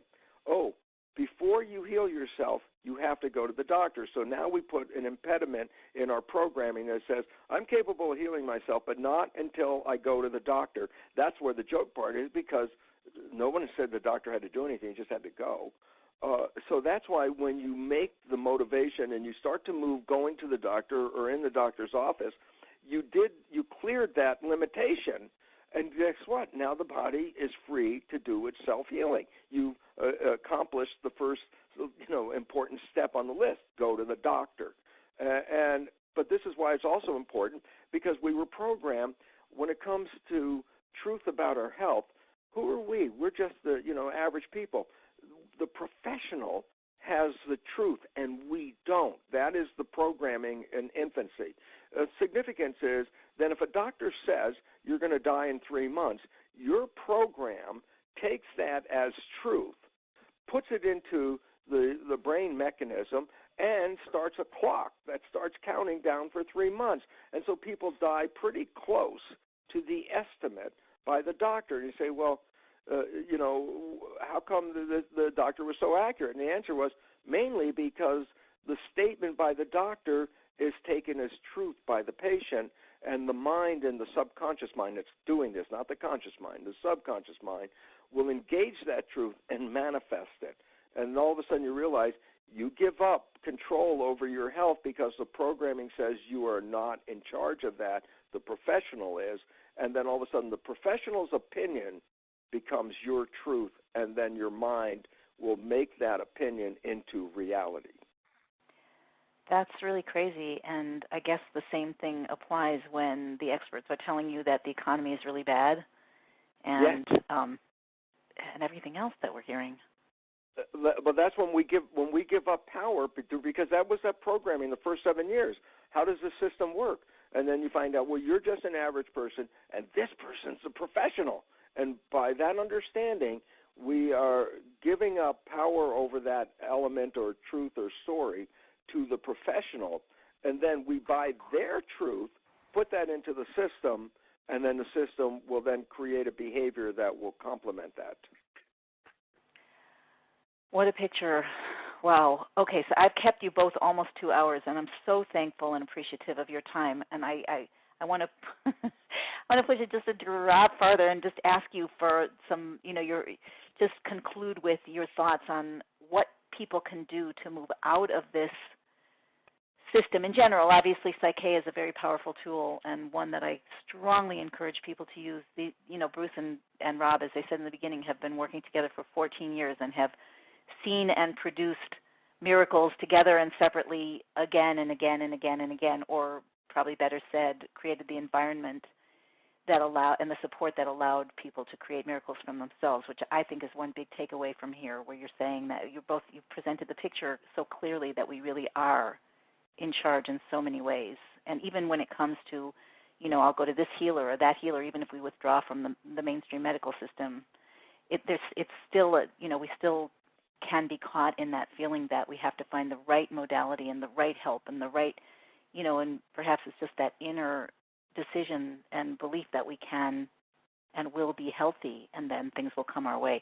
So anyway, enough of that. So I just want to ask you if you can just conclude with whatever it is that you would like to offer us, that we can leave with, and also how in a general sense we as individuals, everyone listening and everyone who's going to listen to the replay, how we can step out of this call and really create for ourselves a new reality where we ramp up our beliefs, behavior, empowerment, everything as imaginal cells, and really start to pull this world and our lives in a completely new direction. Okay, I guess I'll do the basic part because that's the biology, and then leave the psychology part to my partner, Rob. Basically, the new biology is an empowering biology because it really dismantles the limitations of beliefs that the old story of our being victims has created. As long as we believe we're victims, then we will manifest all that victimization that we've been programmed with. That it's really interesting. A recent study from an epigeneticist at UCLA University here in California. He's a professor of medicine. His conclusion on studying the nature of the genetic readout of people really went back to the original programming and came up with this really important insight. And I love it because his conclusion is exactly what I've been talking about for 30 years. And his conclusion about life is this: our subjective perceptions have more power than our objective reality. When I read that, I said, wow, after all these years, finally, this is the statement coming from modern leading-edge medicine. Our subjective perceptions, our beliefs, are more powerful than our objective reality, the reality that we're experiencing. Once we begin to own this, once we understand the nature of the power of the beliefs from a medical and from a quantum physical understanding, we have to let go of a belief of being frail and vulnerable biological organisms open to all kinds of insults and infections and things like that, to recognize we are so powerful, and yet we have no belief to support that power. I mentioned the fact that you can walk across hot coals and not get burned as long as your consciousness is maintained. You can't walk across the coals and for a moment have doubt. The moment you have doubt that you can do this is instantly the moment you get burned. And so basically it's really reflecting the power of consciousness.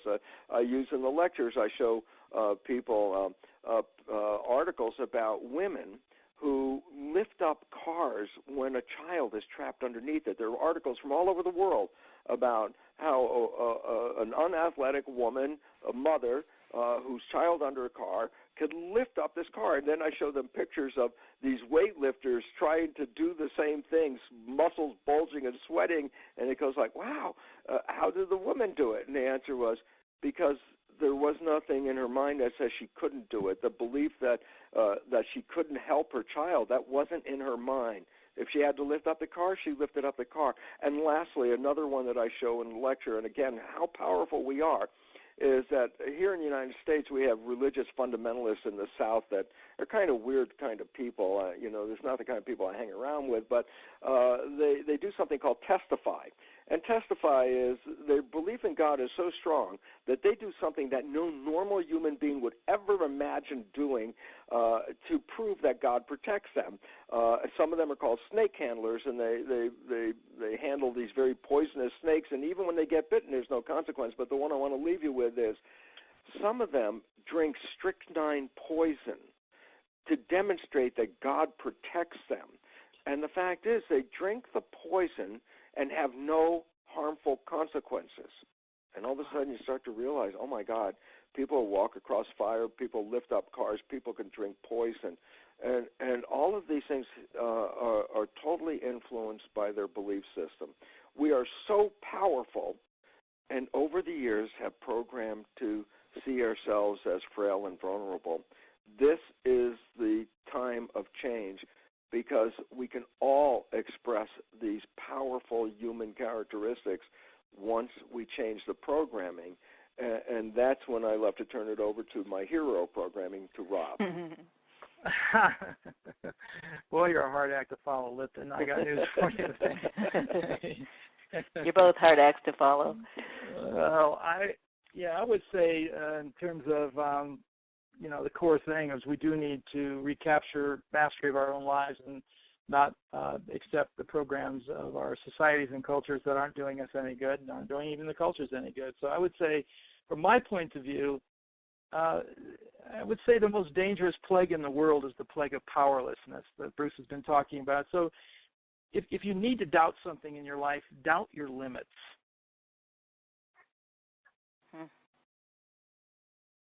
Wow. That was cool. That was really cool. That space that you left, I fell right into it, and then wow. Okay.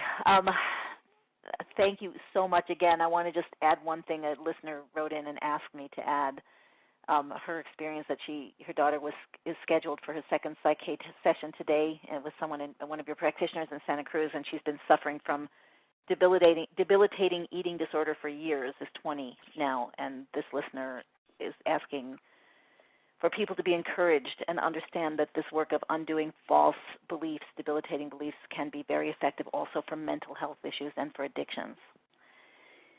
So I just wanted to add that. There's just so much available in what you've both said and so much available in what you're offering. So I just really want to put my own energy behind encouraging people to make use of it. It's here, and we could all use it, and the world could use us once we're free to be ourselves, which seems to be quite a short process once we decide that we aren't going to believe in our limits.